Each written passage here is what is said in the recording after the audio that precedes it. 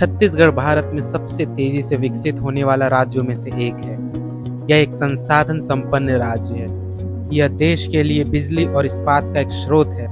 छत्तीसगढ़ अपने सांस्कृतिक विरासत, अद्भुत जलप्रपात, कोयला भंडार, स्टील उत्पादन, भगवान राम का ननिहाल और यहाँ के अद्भुत वन क्षेत्र के लिए जाना जाता है। और आज हम इसी अद्भुत वन क्षेत्र का भ्रमण करने जा रहे हैं, जिसका नाम है चैतुरगढ़।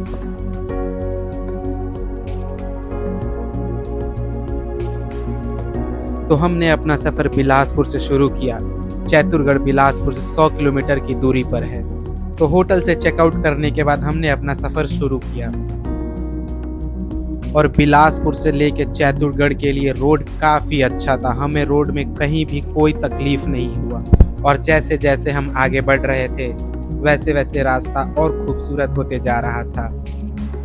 और इन वन क्षेत्रों से गुजरते हमें ऐसा लग रहा था कि हम कहीं और आ गए, हम किसी और दुनिया पे आ गए, जहाँ पे कोई गाड़ी, कोई इंसान नहीं था। यह रास्ता काफी सुंदर था और इस सुंदरता को अपने आंखों में कैद कर हम चेक पोस्ट के पास पहुंचे, जहाँ पे आपको अपना नाम और गाड़ी का रजिस्ट्रेशन करना पड़ता है।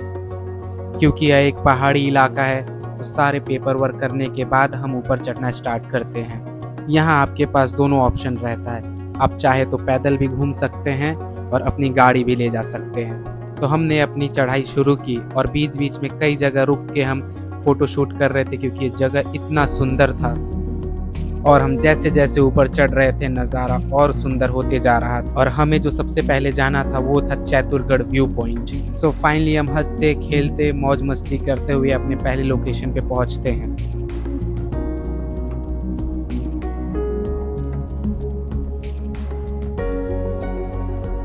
और ये है चैतुरगढ़ व्यू पॉइंट और ये नज़ारा वाकई बहुत खूबसूरत है।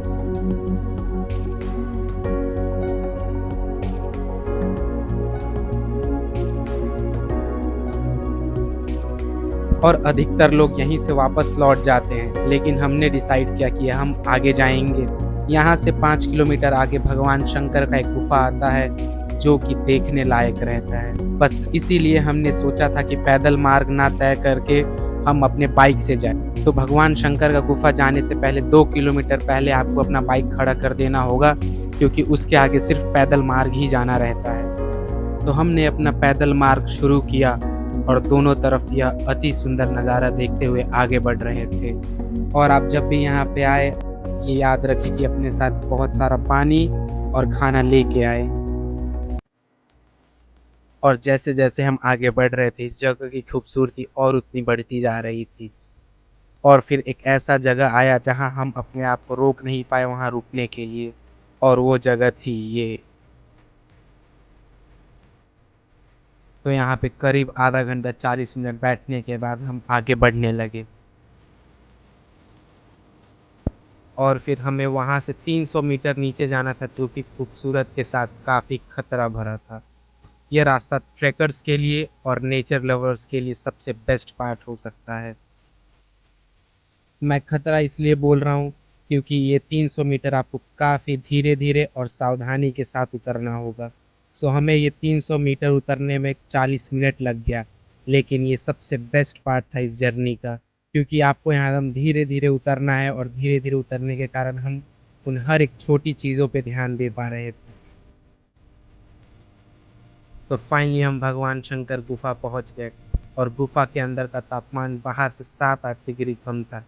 अंदर जाते ही हमें काफ़ी सुकून मिला और फिर हम सब ने बैठकर वहाँ थोड़ी देर ध्यान लगाया और भगवान शिव की आराधना की। और फिर वहाँ पे समय व्यतीत करने के बाद हम वापस ऊपर आ गए और ऊपर में ये जगह काफ़ी ब्यूटीफुल था। यहाँ पे हमने अलग अलग प्रकार के पौधे देखे, फूल देखे और ये जगह किसी स्वर्ग से कम नहीं था। और फिर मैंने इस जगह पे थोड़ी देर वर्कआउट किया और यह पल मैं आजीवन भर नहीं भूलूंगा। फिर हमने नीचे उतरकर यह नदी में बैठकर इन वादियों का मजा लिया और फिर हम वहां से बिलासपुर के लिए निकल गए। यह जगह आके मुझे यह पता चला कि प्रकृति से अच्छा कुछ नहीं हो सकता।